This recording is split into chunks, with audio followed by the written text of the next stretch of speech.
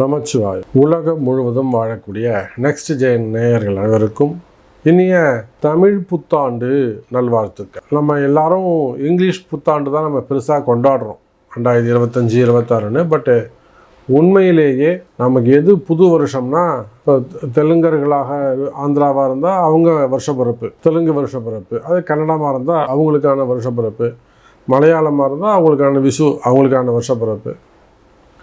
அந்தந்த மொழிக்குன்னு ஒரு வருஷப்பிறப்பு இருக்கும். ரெண்டாவது, இதெல்லாம் பஞ்சாங்கத்தை அடிப்படையாக கொண்டது. இதெல்லாம் பஞ்சாங்கத்தை அடிப்படையாக கொண்டது. அப்போது இந்த மற்ற வருஷப்பிறப்பு எல்லாம் விட இந்த புது வருஷப்பிறப்பு, சித்திர வருஷப்பிறப்பு, தமிழ் வருடப்பிறப்பு தான் நம்ம எல்லாருக்கும் ஜாதக ரீதியாக நம்ம வாழ்க்கைக்கு வாழ்வியல் ரீதியாக நடக்கக்கூடிய சம்பவங்கள் எல்லாம் ஒத்து போகும். எப்படி தை பிறந்தா வழி பிறக்கும் அப்படின்னு சொல்கிறாங்களோ, அதே போல் சித்திரா பிறந்துச்சுன்னா சூரியன் உச்சம் பெறுவார். சித்திரை மாதத்தை ஏன் வருஷப்பிறப்பு அப்படின்னு கணக்கில் வச்சாங்க? ஆதித்யாதி நவக்கோள்களில் முதன்மையாக இருக்கக்கூடிய கிரகம் சூரியன். அந்த சூரியன் மேஷ ராசியில் உச்சம் பெறுகின்ற ஒரு மாதம் இந்த சித்திரை மாதம். அதனால தான் சித்திரை மாதத்தை வருஷப்பிறப்புன்னு வச்சாங்க. புரியுதுங்களா? அப்போ எல்லாமே ஜோதிட கணிதத்தின்படி நம்முடைய ரிஷிகள் நமக்கு போட்டு கொடுத்த கணக்கு வழக்குகள் தான். நம்ம ரிஷிகள் நமக்கு போட்டு கொடுத்த கணக்கு தான்.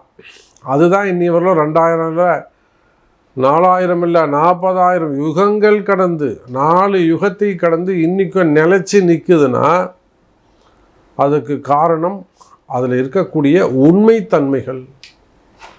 அப்போது உலகம் முழுவதும் வாழக்கூடிய அன்பு நெக்ஸ்ட் ஜென் நேயர்களுக்கு இனிய தமிழ் புத்தாண்டு நல்வாழ்த்துக்கள்.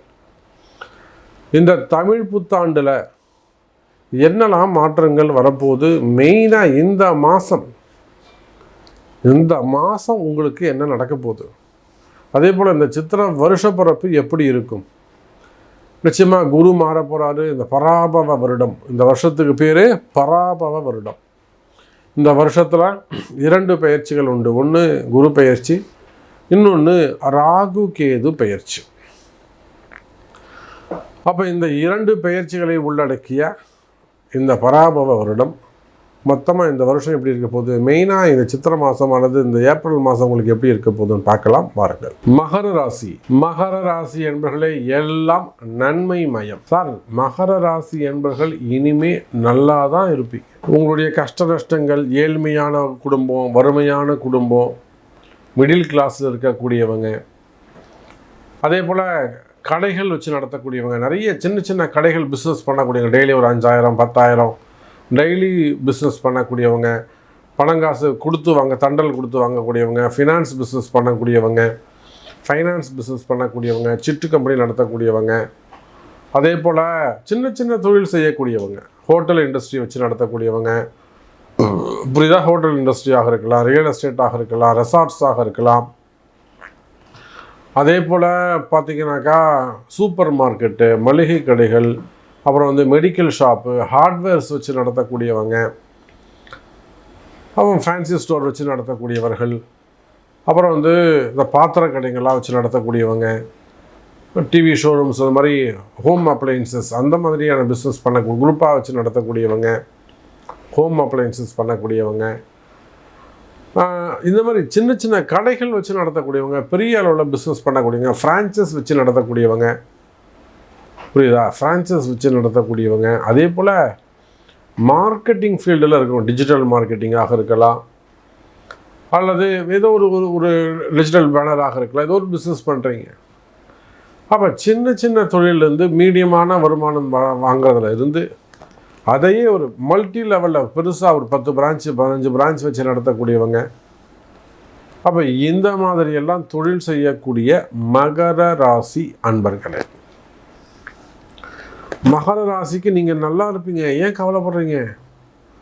இல்லைங்க சாமி, எல்லாரும் நல்லா இருப்பீங்கன்னு சொல்கிறாங்க, இன்னும் வித்தியாசமாக சொல்கிறாங்க. ஆனால் எனக்கு எதுவும் நல்லது நடக்கலை. இன்னும் என் கஷ்டம் போன மாதிரி தெரியல, இன்னும் என்னுடைய கடன் அடைஞ்சா மாதிரி தெரியல, இன்னும் என்னுடைய கடன் அடைஞ்சா மாதிரி தெரியல. எப்போ கடன் அடையுமோ தெரியாமல் இருக்குதுங்க சாமி. கவலை வேண்டாம் மகர ராசி என்பர்களே. இந்த புது வருஷம் பிறந்துடுச்சு, இனிமே உங்களுக்கு தொட்டதெல்லாம் துலங்கும், மண்ணும் பொன்னாகும், மண்ணும் பொன்னாகும்.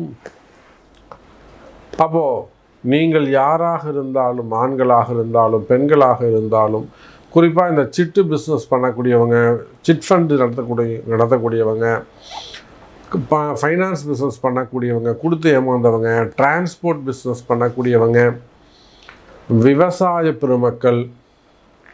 விவசாயமே இவங்க லீஸுக்கு எடுத்து பண்ணுவாங்க. மொத்தமாக ஒரு 15 ஏக்கரு 10 ஏக்கரு 5 ஏக்கர் காய் போட்டு அதை ஒரு பெரிய மார்க்கெட்டுக்கு அனுப்புறது. தக்காளி பிஸ்னஸோ இல்லை நிறைய இருக்கல, ஏலக்காய் பிஸ்னஸ் இருக்குது. தேனி சைட்லாம் போயிட்டீங்கன்னாக்கா பொருளாக உலர் திராட்சைகள் அந்த மாதிரி பண்ணக்கூடியவங்க இருக்காங்க. பாக்கு பிஸ்னஸ் பண்ணக்கூடியவங்க. இங்கே ஃப்ரூட்ஸு, தானியங்கள், உணவு தானியங்கள், அதே போல் காய்கறிகள், தக்காளி, வெங்காயம், கேரட்டு, பீன்ஸ், அந்த மாதிரி இங்கிலீஷ் ஐட்டம் பிஸ்னஸ் பண்ணக்கூடியவங்க. அப்போ விவசாய பெருமக்களாக இருந்தாலும் அல்லது கடைகள் வச்சு நடத்தக்கூடியவங்களாக இருந்தாலும், சொந்த தொழில் செய்யக்கூடியவங்க, அதே போல் ஜவுளி பிஸ்னஸ் பண்ணக்கூடியவங்க, டெக்ஸ்டைல் பிஸ்னஸ், பருத்தியிலிருந்து கடைக்கு துணியாக மாதிரி ஷோரூம் வர வரையிலும் என்னெல்லாம் சைடில் உண்டோ, சாயப்பட்டறையிலிருந்து, தறியிலிருந்து, இன்னும் நிறைய கேட்டகரி இருக்குது அதில். டெக்ஸ்டைல் பிஸ்னஸ், அப்புறம் அதிலே கார்மெண்ட்ஸ் வச்சு நடத்தக்கூடியவங்க. அப்போ மகர ராசியில் தான் எனக்கு தெரிஞ்சு நிறைய சிறு தொழில் செய்யக்கூடியவர்கள் நிறைய அன்பர்கள் இருக்கிறாங்க, உழைப்பாளிகள் இருக்கிறாங்க. சனியுடைய வீடு சார், அது சனி பகவானுடைய வீடு. நிறைய உழைப்பாளிகள் அங்கே இருக்கிறாங்க. கவலை வேண்டாம் மகர ராசி என்பர்களே, நீங்கள் சிறப்பாக புது வருஷம் பிறந்திருக்கு.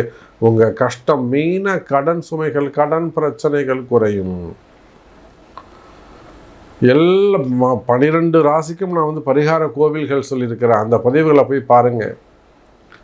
12 ராசிக்கும் பரிகார கோவில்கள் சொல்லியிருக்கிறேன், அதை போய் பாருங்கள். அப்போ எல்லாமே இருக்குது சாமி, நீங்கள் நல்லா இருக்குன்னு சொல்கிறீங்க, அதனால் நான் கஷ்டப்படுறேனே. அப்போ நிச்சயமாக உங்கள் பிறப்பு ஜாதகம்தான் குறை, தசாபுத்தி தான் உங்களுக்கு பிரச்சனையாக இருக்குது, கோச்சாரங்கள் நல்லா தான் இருக்குது. அப்போ இந்த பிரச்சனையும் தீர்ந்து இன்னும் நான் நல்லா இருக்கணும் சாமி, நீங்கள் சொல்கிற வார்த்தை ஜெயிக்கணும், எனக்கு நீங்கள் சொல்கிறது அப்படியே எனக்கு பலிக்கணும், நடக்கணும் அப்படின்னா அதுக்கு உங்கள் பிறப்பு ஜாதகம் முக்கியம். அப்போ அந்த பிறப்பு ஜாதகத்தை கொண்டு உரிய பரிகாரங்களை அறிந்து செய்வீர்களேயானால் இந்த வருஷம் உங்களுக்கு வெற்றிக்கான வருஷம். கவலை வேண்டாம் மகர ராசி அன்பர்களே.